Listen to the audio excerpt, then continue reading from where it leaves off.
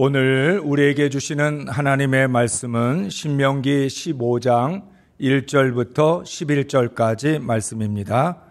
매 7년 끝에는 면제하라. 면제의 규례는 이러하니라. 그의 이웃에게 구워준 모든 체주는 그것을 면제하고 그의 이웃에게나 그 형제에게 도촉하지 말지니 이는 여호와를 위하여 면제를 선포하였음이라. 이방인에게는 내가 독촉하려니 내 형제에게 구워준 것은 내 손에서 면제하라. 내가 만일 내 하나님 여호와의 말씀만 듣고 내가 오늘 내게 내리는 그 명령을 다 지켜 행하면 내 하나님 여호와께서 내게 기업으로 주신 땅에서 내가 반드시 복을 받으리니 너희 중에 가난한 자가 없으리라. 내 하나님 여호와께서 내게 허락하신 대로 내게 복을 주시리니 내가 여러 나라에 꾸어줄지라도 너는 꾸지 아니하겠고 내가 여러 나라를 통치할지라도 너는 통치를 당하지 아니하리라. 내 하나님 여호와께서 내게 주신 땅 어느 성읍에서든지 가난한 형제가 너와 함께 거주하거든 그 가난한 형제에게 내 마음을 완악하게 하지 말며 내 손을 움켜쥐지 말고 반드시 내 손을 그에게 펴서 그에게 필요한 대로 쓸 것을 넉넉히 구워주라. 삼가 너는 마음에 악한 생각을 품지 말라. 곧 이르기를 일곱째 해 면제년이 가까이 왔다 하고 내 궁핍한 형제를 악한 눈으로 바라보며 아무것도 주지 아니하면 그가 너를 여호와께 호소하리니 그것이 내게 죄가 되리라. 너는 반드시 그에게 줄 것이요 줄 때에는 아끼는 마음을 품지 말 것이니라. 이로 말미암아 내 하나님 여호와께서 내가 하는 모든 일과 내 손이 닿는 모든 일에 내게 복을 주시리라. 땅에는 언제든지 가난한 자가 그치지 아니하겠으므로 내가 내게 명령하여 이르노니 너는 반드시 내 땅 안에 내 형제 중 곤란한 자와 궁핍한 자에게 내 손을 펼지니라. 아멘. 할렐루야. 한 주간 동안 하나님의 은혜로 살 맛과 밥맛을 잃어버리지 않으셨습니까? 살 맛이 없으세요? 밥맛도 없으시고요. 하나님의 사랑과 이웃 사랑을 구체적으로 표현하셨습니까? 저는 진천지방 집회를 잘 마치고 돌아왔습니다. 감기 기운이 있어서 좀 염려가 되었는데 여러분의 중보 기도 때문에 하나님께서 시간 붙잡아 주셔서 은혜 가운데 말씀을 전할 수 있었고 또 많은 분들과 함께 하나님의 말씀을 다시 깨닫는 그런 귀한 시간이 되었습니다. 여러분께 감사를 드립니다. 하나님 나라는 하나님께서 다스리시는 나라입니다.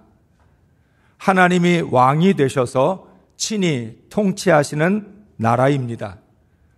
어디냐라고 하는 공간은 중요하지 않습니다. 하나님이 다스리시면 그곳은 하나님의 나라입니다. 하나님이 통치하신다면 그것은 바로 하나님의 나라입니다. 하나님의 다스림을 받기 위해서는 특별한 조건이 없습니다. 누구든지 하나님의 다스림을 받을 수 있습니다. 그런데 한 가지가 꼭 필요합니다. 믿음입니다. 하나님을 전적으로 신뢰하고 하나님께 자신의 삶을 내어드려야 하나님의 다스림을 받을 수 있습니다. 하나님은 억지로 다스리지 않으십니다. 내가 싫다는데 강제로 하나님은 나를 통치하지 않으십니다. 내가 하나님께 다스림을 받고 싶습니다. 하나님의 통치를 원합니다. 그런 믿음을 고백을 하는 사람들에게 하나님은 다스리시는 거죠. 하나님의 다스림을 받지 못하는 가장 큰 걸림돌은 불신입니다. 하나님을 믿지 않으면 다스림을 받을 수 없습니다. 불신이란 끊임없이 하나님을 의심하는 것입니다. 우리가 하나님을 의심하게 되는 가장 중요한 이유는 계산 때문입니다. 사람들은 자신의 계산과 틀리면 하나님을 의심합니다. 내 계산과 맞아 떨어져야만 하나님을 믿습니다. 하나님을 믿지 않는 불신앙인들은 당연히 하나님을 의심합니다. 그런데 하나님을 믿는 그리스도인들도 하나님을 의심합니다. 왜 그럴까요? 이성을 가진 우리는 계산하기를 좋아하기 때문입니다. 무엇이든지 계산을 하면서 따져보기를 좋아합니다. 특별히 숫자에 밝은 사람은 한눈에 계산이 됩니다. 그래서 우리가 뭐라고 이야기하죠? 한눈에 봐도 견적이 나온다. 계산이 끝났다라고 하는 뜻이에요. 사람을 봐도 그렇고 어떤 일을 할 때도 마찬가지입니다. 사람은 일을 시작하기 전에 먼저 계산부터 합니다. 사람을 만날 때도 그 사람과 관계를 맺기 전에 계산부터 합니다. 나한테 도움이 되는 사람인가? 도움이 되지 않는 사람인가? 이 사람과 교제를 하면 내게 이익이 될까? 이익이 되지 않을까? 사람은 손해보려고 하지 않습니다. 그래서 꼭 계산을 하고 따져본 다음에 수지타산이 맞아야 일도 하고 관계도 맺게 됩니다. 암산이 되는 사람은 계산이 아주 빠릅니다. 반면에 숫자에 어두운 사람은 계산이 느립니다.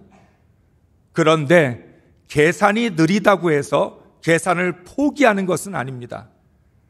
단순히 계산이 느릴 뿐이지 느린 사람도 여전히 계산은 하고 있습니다.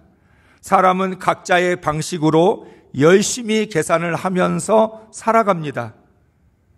그리고 자신의 계산대로 인생이 흘러가기를 기대합니다. 우리가 하나님께 인생을 맡기지 못하는 가장 중요한 이유는 계산 때문입니다. 내 계산과 하나님의 계산이 맞지 않으면 하나님께 맡길 수 없습니다. 아무리 하나님이라도 내 계산을 포기하고 하나님의 계산에 맡긴다는 것, 그건 쉬운 일이 아닙니다. 우리는 어떨 때는 계산으로도 하나님을 이기려고 합니다. 하나님 계산이 틀렸어요. 내 계산이 맞아요. 하나님 계산대로 하면 안 돼요. 내 계산대로 해야만 됩니다. 내 계산에 맞춰달라고 떼를 쓰기도 합니다. 하나님, 내가 계산한 대로 좀 맞춰주세요. 하나님 계산을 내게 말씀하지 마시고 계산은 내가 할 테니까 하나님은 내 계산대로 해주세요. 우리는 그렇게 말을 하지요. 그러나 앞을 내다보지 못하는 우리의 계산은 처음부터 틀릴 수밖에 없습니다. 불완전한 인간의 계산이 맞을 리가 없습니다. 한 치 앞도 내다보지 못하는데 그 계산이 맞을 수 있겠습니까? 우리가 알고 있는 건 전체적인 걸 온전하게 아는 게 아니라 부분적인 걸 겨우 알고 있을 뿐인데 불완전한 인간의 계산이 맞는다는 것 자체가 이상한 일입니다. 하나님은 세상을 창조하셨습니다. 창조하시고 역사를 주관하십니다. 그런 하나님의 계산이 정확합니다. 하나님의 계산이 정확하기 때문에 하나님의 계획도 정확합니다. 계획은 계산에 맞추어 세웁니다. 계산을 해보고 그 계산과 계획을 같이 맞추잖아요. 계산을 따라서 계획을 세우고 그 계획은 계산에 의해서 세워지는 것입니다. 우리는 처음부터 계산이 틀리기 때문에 계획도 어그러질 수밖에 없습니다. 우리가 늘 그런 생각하죠. 내 나름대로 신중하게 계획을 세웠는데 정확하고 틀림없는 계획을 세웠다고 철석같이 믿었는데 그 계획이 무산이 됩니다. 우리의 계산을 바탕으로 계획을 세워 놓았는데 계획대로 안 된다는 말은 계산이 잘못됐다는 뜻이죠. 불완전한 인간이 계산하는 것도 불완전한 것이고 따라서 그 인간의 계산에 의해서 계획을 세우면 불완전한 계획이 될 수밖에 없습니다. 사랑하는 성도 여러분, 우리가 11조를 드리는 이유는 내 계산대로 살지 않고 하나님의 계산대로 살겠다는 뜻입니다. 하나님, 내 계산은 안 맞아요. 내 계산대로 안 돼요. 마찬가지로 내 계획대로 안 돼요. 자꾸만 내 계획이 무너져요. 그러니까 하나님의 계산으로 살게요. 하나님의 계획으로 살겠습니다라고 하는 결단으로 하나님께 내 소중한 11조를 드리는 것이죠. 하나님의 계산을 따른다는 말은 하나님의 계획을 따르겠다는 뜻입니다. 하나님의 계산을 따른다고 하고 내 마음대로 계획을 세우는 것이 아니라 하나님의 계획을 신뢰하고 따라야 합니다. 하나님 나라는 오직 하나님 한 분만 계산하고 계획을 세우시면 됩니다. 하나님의 나라에서는 아무도 계산할 필요도 없고 계획을 세울 필요도 없습니다.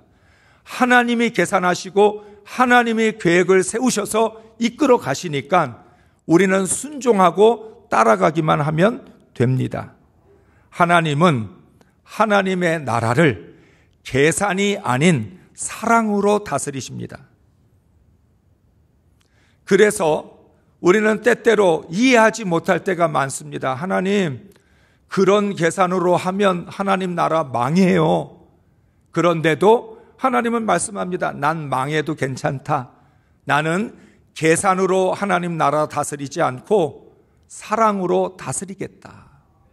세상 나라는 철저히 계산 위에서, 계획 위에서 세워지지만 하나님의 나라는 계산과 계획이 아닌 하나님의 사랑으로 세워집니다. 그래서 하나님 나라 법은 사랑법일 수밖에 없습니다. 하나님께 드리지 않고는 이웃과 나눌 수 없습니다. 그래서 왜 하나님께 11조를 드리는 것이 먼저냐? 내 물질을 하나님께 드리지 않는데 사람하고 나눌 수 있겠습니까?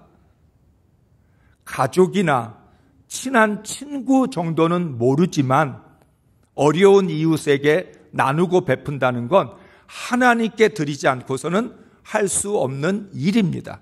그래서 우리가 먼저 하나님께 드리는 이유는 하나님께 드려야 이웃과도 나누고 베풀 수 있기 때문인 거죠. 하나님은 11조를 통해서 이타적인 삶을 가르쳐 주십니다.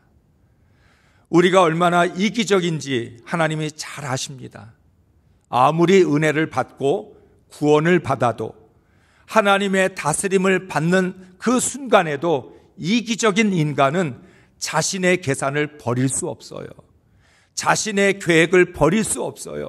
그래서 우리는 하나님의 그 다스림을 통해서만 이타적인 삶을 배울 수 있는데 벌써 11조를 드리는 훈련을 통해서 이타적인 나 중심의 삶이 아닌 하나님 중심, 이웃 중심의 삶을 살 수 있도록 훈련을 시키시는 것입니다. 오늘 말씀은 세상 나라에서는 불가능한 명령으로 시작합니다. 15장 1절 이렇게 말씀합니다. 매 7년 끝에는 면제하라. 우리 같이 한번 따라해 볼까요? 매 7년 끝에는 면제하라. 15장의 시작부터 우리가 받아들일 수 없는 명령을 하십니다. 매 7년마다 면제해라. 하나님의 나라는 우리의 머리로 도저히 이해할 수 없는 법이 있습니다. 빚을 면제해주는 법입니다. 세상 나라에서는 빚을 지면 반드시 갚아야 합니다. 그런데 하나님은 매 7년 끝에 빚을 면제해 주라고 명령하십니다. 계산하기 좋아하는 우리들이 받아들일 수 없는 하나님의 법입니다. 세상 나라에서는 아무 대가 없이 빚을 갚아줄 수 없습니다. 이자까지 받아내야 합니다.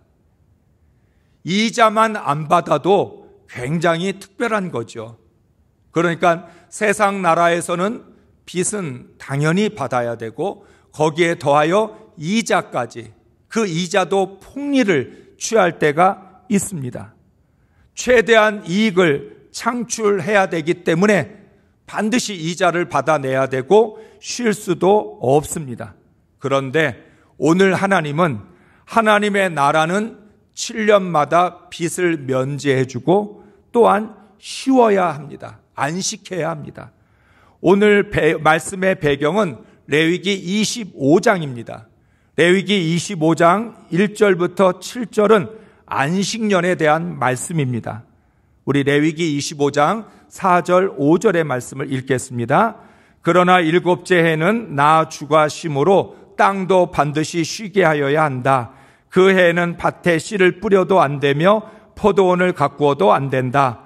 거둘 때에 떨어져 저절로 자란 것들은 거두지 말아야 하며 너희가 가꾸지 않은 포도나무에서 저절로 열린 포도도 따서는 안 된다. 이것이 땅의 안식년이다. 아멘.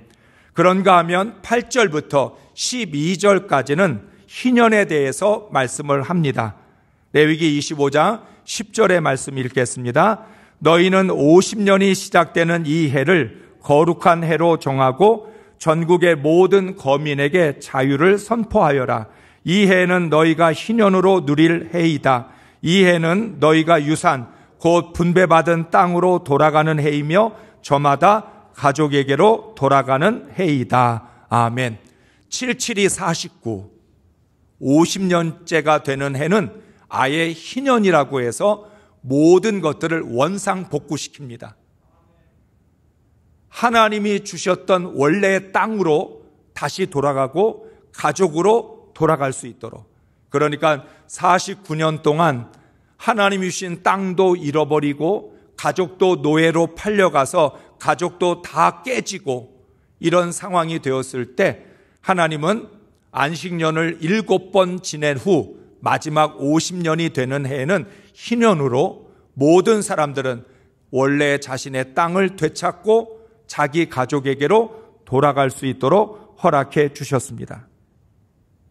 하나님은 이 어려운, 우리가 받아들일 수 없는 안식년과 희년을 선택 사항으로 말씀하지 않고 법으로 제정하셨습니다. 이건 하나님의 법이다. 하나님 나라의 법이 안식년 법과 희년 법이라고 말씀을 합니다. 왜 그랬을까요? 지키기가 너무 어렵기 때문에. 그냥 자율적으로 알아서 지키라고 그러면 지킬 수 없기 때문에 11조도 그렇고 안식년도 마찬가지고 희년도 그렇습니다. 이것은 아예 하나님이 법으로 정하셔서 누구도 이걸 바꾸지 못하도록 하시고 반드시 지키라고 말씀을 하십니다.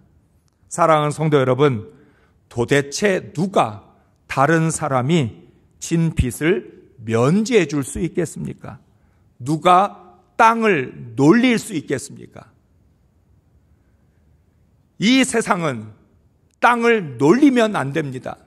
그 땅을 통해서 최대한 이익을 창출해야 되고 더 많은 것을 얻어낼 수 있도록 해야 됩니다. 그런데 1년 동안 땅을 놀린다고요? 있을 수 없는 일이죠. 더군다나 50년이 되는 해 종들도 다시 자기 가족에게로 돌아가 자유인이 되게 하고 내가 가지고 있었던 모든 땅도 다시 돌려준다라고 하는 것, 이거는 도저히 지킬 수 없는 법입니다. 그런데 지키는 사람이 있어요. 어떤 사람이 지킵니까? 오직 하나님의 계산을 전적으로 신뢰하는 사람만 지킬 수 있습니다. 이것은 사람의 계산으로는 도저히 지킬 수 없는 법이에요. 빚을 면제해 줄 수 없습니다. 어느 정도 줄여줄 수는 있을지 몰라도 면제하는 건 어려운 일이에요. 안식년, 희년, 손해보는 일이에요. 그렇게 하면 나는 망합니다. 인간의 계산으로, 예전에 우리가 사용했던 주판기로 아무리 두들겨 봐도 계산이 맞지 않습니다. 하나님의 계산으로만 이건 순종할 수 있는 법입니다. 하나님의 섭리를 깨달은 사람만이 받아들일 수 있는 법입니다. 우리는 시간을 내 것이라고 생각하면서 살아갑니다. 그런데 내 마음대로 시간을 사용하면 안 됩니다. 하나님은 하나님이 시간의 주인이라고 말씀을 하십니다. 그래서 7째 해가 되는 시간에는 하나님이 쉬셨던 것처럼 쉬라고 말씀합니다. 50년이 시작되는 해는 거룩한 해라고 선포해야 합니다. 시간의 주인 되시는 하나님의 뜻을 따라 안식년과 희년으로 지켜야 합니다. 오늘같이 바쁜 시대에는 전혀 어울리지 않는 한가한 말씀이라고 생각할 수 있습니다. 경쟁을 해서 이겨야 되는데 쉰다? 그건 뭐 지는 거죠. 경쟁을 해서 우리가 반드시 살아남아야 되는데 남들이 놀 때 우리는 일해야 되고 남들이 쉴 때 우리는 뭔가를 해야만 되는 건데 하나님은 정반대로 우리에게 쉬라고 말씀을 합니다. 안식년과 희년을 지키기 위해서는 하나님의 뜻을 정확하게 깨달아야 합니다. 하나님의 계산과 계획을 믿어야 합니다. 사랑하는 성도 여러분, 하나님 나라에서 모든 것은 하나님이 책임지십니다. 따라서 내가 계산할 필요가 없습니다. 하나님은 안식년과 희년을 지키라고만 명령하지 않으시고 지킬 수 있도록 우리의 환경과 상황을 주장하십니다. 필요한 모든 것을 주시겠다고 약속하신 것입니다. 광야에서도 안식일에는 만나를 거두지 않도록 전날에 2배를 주셨습니다. 안식일에는 일하지 말고 쉬라고 말씀만 하신 것이 아니라 그 전날에는 안식일에 일하지 않을 수 있도록 하나님이 2배를 주셔서 안식일에 쉴 수 있게 만들어 주신 것입니다. 그것처럼 하나님은 안식년, 희년 지킬 수 있도록 필요한 모든 것들을 공급해 주십니다. 하나님 나라에서 살아가는 하나님의 자녀들을 손해보지 않도록 책임져 주십니다. 하나님 나라는 사랑의 나라이기 때문에 가난한 사람들도 잘 살 수 있어야 합니다. 모두가 행복한 곳이 하나님 나라입니다. 그런데 우리가 너무나 잘 아는 것처럼 가난의 문제는 어떤 방법으로도 해결할 수 없습니다. 우리 그렇게 이야기하잖아요. 가난은 나라도 해결하지 못한다. 인류의 역사 속에서 끊임없이 가난을 해결하기 위한 시도를 해왔지만 여전히 해결할 수가 없습니다. 하나님은 우리의 계산과는 전혀 다른 계산으로 이 문제를 해결하십니다. 바로 안식년과 희년으로 해결하시는 것입니다. 오늘 4절과 5절의 말씀을 함께 읽습니다. 내가 만일 내 하나님 여호와의 말씀만 듣고 내가 오늘 내게 내리는 그 명령을 다 지켜 행하면 내 하나님 여호와께서 내게 기업으로 주신 땅에서 내가 반드시 복을 받으리니 너희 중에 가난한 자가 없으리라. 아멘. 하나님이 주시는 복은 어떤 복이에요? 가난한 자가 없는 복. 그런데 사람들은 모두가 다 하나님의 복을 받아도 그 복을 지키지 못해요. 어떤 사람은 받은 복을 잃어버려서 가난하게 되기도 합니다. 그러면 어떻게 이 문제를 해결할 수 있을까? 하나님이 말씀합니다. 내가 오늘 너희에게 하는 말씀, 내가 오늘 내게 내리는 명령을 다 지켜 행하면 하나님이 기업으로 주신 땅에서 넌 반드시 복을 받을 것이고 가난한 자가 없을 것이라고 말씀을 합니다. 쉽게 말하면 하나님이 주시는 복은 나만 잘 사는 복이 아니라 모두 함께 잘 사는 복입니다. 이 땅을 살아가는 사람들 중에서 어느 누구도 가난하기를 원하는 사람은 없습니다. 그런데 살다 보면 가난해집니다. 내가 의도하지 않았지만 가난으로 떨어지기도 하고 부자와 가난한 사람으로 나누어지기도 합니다. 하나님은 가난한 사람, 약한 사람, 실패한 사람까지도 사랑하십니다. 이 세상의 기준으로 보면 나는 가난하고 병들고 실패하면 이 세상에 낙오자 같은 생각을 합니다. 하나님 나라에서는 낙오자가 없습니다. 가난하든 병들었든 실패했든 모두가 다 하나님의 자녀이고 하나님이 사랑하십니다. 그래서 하나님 나라의 법은 사랑법입니다. 어떻게 하면 가난한 사람도 살아가는데 어려움이 없고 약한 사람, 실패한 사람도 행복할 수 있을까요? 신명기 15장 7절 하반절과 8절 상반절의 말씀을 같이 읽겠습니다. 내 마음을 완악하게 하지 말며 내 손을 움켜쥐지 말고 반드시 내 손을 그에게 펴서 그에게 필요한 대로 쓸 것을 넉넉히 구워주라. 아멘. 하나님은 움켜쥐는 것이 아니라 내어 놓음으로 해결하십니다. 하나님은 우리에게 말씀합니다. 너는 움켜쥐는 사람 되지 말고 손을 펴는 사람이 되라. 계산이라고 하는 건 근본적으로 움켜쥐기 위해서 계산하는 것입니다. 내가 어떻게 하면 더 많은 걸 움켜쥘 수 있을까? 어떻게 하면 내가 더 많은 것을 모아드릴 수 있을까? 어떻게 하면 많은 것을 쌓아둘 수 있을까? 그러기 위해서 우리는 움켜줘야 되는 거죠. 세상 나라에서는 움켜쥐면 질수록 성공하고 잘 살 수 있습니다. 그런데 하나님은 하나님 나라에서는 손을 움켜쥐지 말고 손을 펴라고 말씀합니다. 사랑하는 성도 여러분, 내 손에 쥐었다고 다 내 것이 되는 것 아닙니다. 반대로 내가 손을 폈다고 해서 남의 것이 되는 것도 아닙니다. 인생은 참 신비합니다. 그렇게 악착같이 움켜졌는데도 내 손이 텅 비일 수도 있고 그렇게 손을 폈는데도 내 손에 가득 들고 있을 수도 있습니다.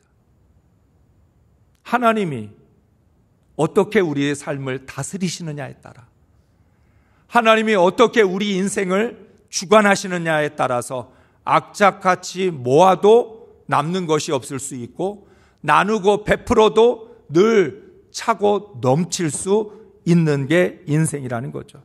하나님은 내가 전혀 헤아릴 수 없는 계산으로 우리의 문제를 해결하십니다. 하나님의 사랑으로 서로를 돌보게 하심으로 해결하십니다. 이것이 하나님의 마음이고 하나님의 뜻입니다. 신명기 15장 10절부터 11절까지 말씀을 메시지 성경으로 우리 함께 읽겠습니다. 시작.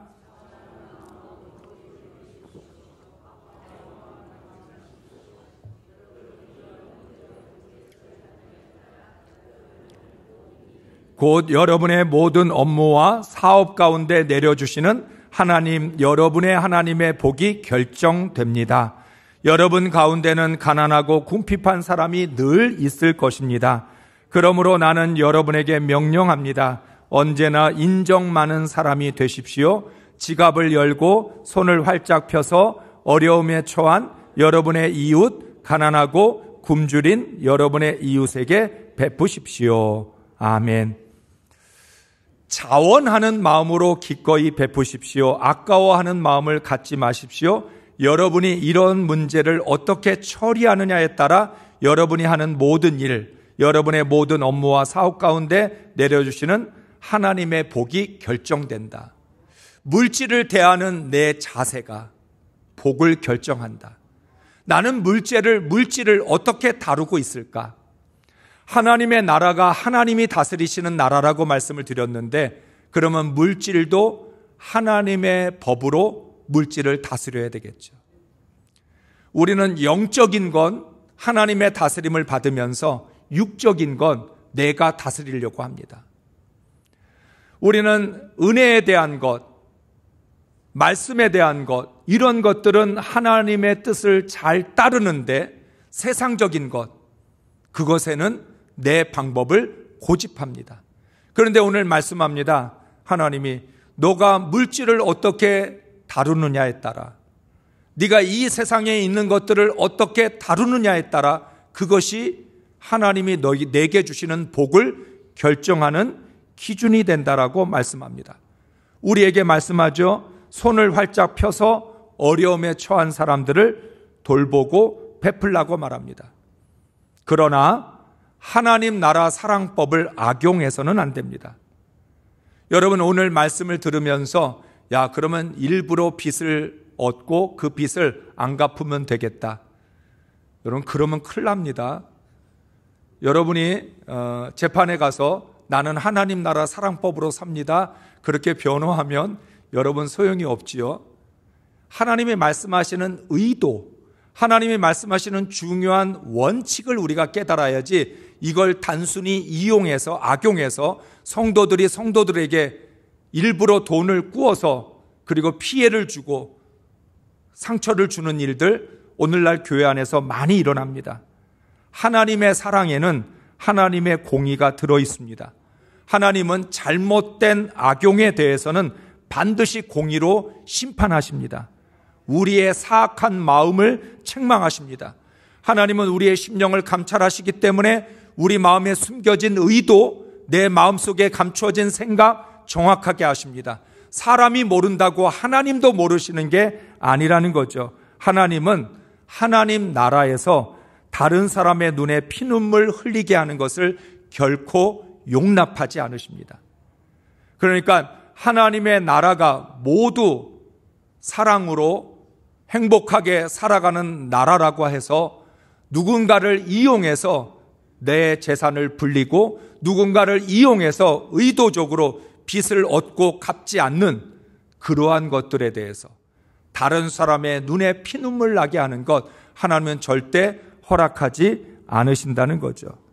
하나님이 말씀하시는 중요한 의미는 하나님께서 주신 복에는 이웃을 위한 복도 들어있다는 것입니다. 여러분, 이거 놀라운 하나님의 진리입니다. 내가 받은 복 중에는 이웃에게 나눠주라고 주신 복도 있다는 거예요. 여러분, 우리가 인생을 살아가면서 늘 그런 생각 가질 때가 있습니다. 하나님, 내 생각보다 복을 더 주셨는데요? 내 계산보다 하나님이 넘치게 주셨는데요? 하나님, 내가 하지 않은 것까지도 하나님 주셨는데요? 그때 하나님이 우리에게 말씀하시는 거예요. 네 생각보다 넘치게 준 것은 다른 사람에게 나눠주라고 준 것이다. 하나님이 우리에게 예상하지 못했고 전혀 생각하지 못했던 그런 은혜를 베풀어 주신다는 것, 그거 나누라고 주셨다고 말씀을 합니다. 세상 나라에서 내가 받은 복은 나만을 위한 복입니다. 내가 복을 독점하고 마음대로 해도 상관이 없습니다. 그러나 하나님 나라에서 내가 받은 복은 모두를 위한 복입니다. 오늘 2절의 말씀에 보면 이런 표현이 있습니다. 이는 여호와를 위하여 면제를 선포하였습니다. 빚을 면제해 주라고 이야기하면서 빚을 면제해 주는 건 빚진 사람을 위해서가 아니라 하나님을 위하여 면제를 선포했다라고 말씀합니다. 하나님을 위한다라고 하는 게 무슨 뜻이에요? 하나님의 나라를 위하여서, 그리고 하나님의 사랑으로 다스리기 위하여서 우리 복을 받은 사람들이 하나님의 그 뜻에 순종하고 따르는 거죠. 하나님 나라를 위하여 주신 복이라고 하는 뜻입니다. 나는 먼저 복을 받았을 뿐입니다. 누구든지 먼저 복을 받은 사람이 그 복을 옆에 있는 사람에게 전달해 주면 됩니다. 특별히 가난한 사람, 어려운 사람에게 그 복을 전달하는 거예요. 하나님이 내게 복을 주셨는데 이 복은 당신에게 전해주라고 준 복이에요. 이 복은 내 복이 아니에요. 이 복은 내 것이 아니에요. 이 복은 하나님이 당신에게 주시라고 하는 복이에요. 하나님이 당신을 사랑하십니다. 하나님이 당신을 기억하고 계십니다. 이렇게 고백해야 된다는 거죠. 그래서 자원하는 마음으로 기꺼이 베풀라고 말씀합니다. 그러면 더 넘칠 것입니다. 언제나 가난하고 궁핍한 사람은 있습니다. 그것은 하나님 나라에서 살아가고 있는 우리가 책임져야 할 몫입니다. 하나님은 그것을 위해서 넘치게 복을 주신 것입니다. 여러분, 넘치는 복은 낭비하라고 주신 게 아니에요. 넘치는 복은 과소비하라고 주신 게 아니에요. 넘치는 복은 내가 다 써버리라고 주신 게 아니라 언제나 그 넘치는 복은 나에게 플러스로 더해 주신 건데, 그거는 하나님 나라를 위한 복이고 이웃을 위한 복이라고 하는 것을 말씀하고 있습니다. 하나님의 사랑을 아는 사람은 베풀고 나누어야 합니다. 마지막으로 6절에서 하나님은 이렇게 말씀합니다. 같이 읽습니다. 내 하나님 여호와께서 내게 허락하신 대로 내게 복을 주시리니 내가 여러 나라에 꾸어줄지라도 너는 꾸지 아니하겠고 내가 여러 나라를 통치할지라도 너는 통치를 당하지 아니하리라. 아멘. 우리가 여러 나라에 꾸어주고 우리가 여러 나라를 통치할 수 있는 방법은 힘을 가져서가 아니라, 능력이 있어서가 아니라, 돈을 많이 쌓아두어서가 아니라, 그건 사랑으로, 하나님의 사랑을 깨닫고 그 사랑을 끊임없이 흘려보내는 그러한 삶을 살아갈 때 하나님은 우리가 여러 나라에게 꾸어줄지언정 꾸지 않는 사람 되게 하고, 여러 나라를 통치할지언정 다른 나라의 통치를 받지 않도록 하시겠다. 하나님의 사랑을 깨닫고 그 하나님의 사랑법을 지키는 사람이 다른 나라를 다스려야 그 나라가 살아나고, 이러한 삶을 살아가는 사람들이 복을 받아야 더 많은 사람들에게 복을 나눠줄 수 있기 때문인 거죠. 그러니까 여러분, 하나님이 믿는 사람들에게 자꾸만 복을 주시는 것, 하나님이 믿는 사람들에게 자꾸만 은혜를 주시는 것, 이유가 뭐예요? 그게 바로 다른 사람에게 나누고 베풀고, 그래서 하나님의 나라를 점점 확장시키라고 하는 하나님의 뜻이라는 거죠. 제가 어떤 목사님에게 간증을 들었습니다. 한국유리라고 하는 회사가 있는데 그 회사를 경영하시는 분이 영락교회 장로님입니다. 그런데 그 회사에는 예전에 농어촌을 지원하는 과가, 농어촌 교회를 지원하는 과가 따로 있다고 합니다. 그래서 어떤 교회이든지 농어촌에 있는 교회가 교회를 지을 때는 교회를 짓는 유리를 한국유리에서 다 지원해 줬다는 거예요. 그냥 무료로. 아예 그 회사 안에 농어촌 교회 지원과가 따로 있어서 우리가 건축을 하는데 유리가 얼마나 필요한지 필요한 거를 신청을 하면 대리점에서 다 갖다 배달해줘서 해주었다는 거예요. 그 최태섭 회장님 늘 나누고 베푸는 것으로 아주 유명하신 분입니다. 그분의 마음속에 어떤 마음이 있었기 때문에 그랬을까요? 내가 받은 복, 이 복은 하나님이 나만 움켜쥐라고 주는 복이 아니라 이거 나를 통해서 베풀고 나누라고 준 복이다. 그러니까 그분은 늘 농어촌 교회를 돕는 일들, 어려운 사람을 돕는 일들, 교회를 위해서 헌신하는 일이라면 이거 다 내게 아니라 하나님 것이라고 하는 마음으로 나누고 베풀었다는 거죠. 하나님 나라는 하나님 사랑을 베풀고 나누는 이타적인 사람을 통해서 이루어집니다. 하나님 나라 사랑법을 통해 우리 모두 하나님의 은혜와 복을 풍성히 나누고 베풀면서 하나님 나라를 세워갈 수 있기를 주의 이름으로 축복합니다.